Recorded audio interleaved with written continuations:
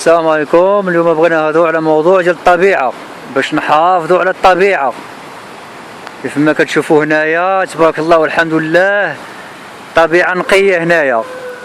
دائما نحافظوا على الطبيعة، اللي حدا شي جردة يحاول ينظفها، اللي حدا شي شجرة يحاول يحافظ عليها. حافظوا على الطبيعة، الناس كلشي يحاولوا يحافظوا على الطبيعة، والطبيعة هي اللي كتحافظ لنا على الصحة ديالنا.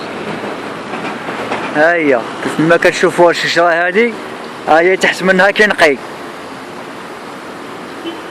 نحافظوا على الأشجار، نتعلموا كيفاش نديروا نغرسوا الأشجار، نعلموا الأطفال شي حاجة زوينة، نعلموهم باش يحافظوا على الطبيعة،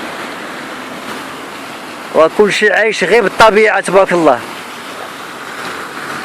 شوف خضوة تبارك الله كنقية هنايا، شوف خضوة تبارك الله.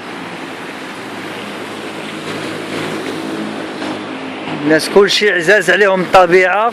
كاين واحد النوع اللي كيحافظ على الطبيعة، كاين اللي حدا شي جردة مرجعها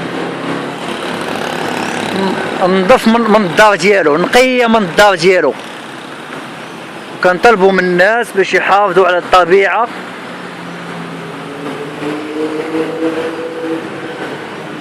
المهم ديروا جيم وديروا ابوني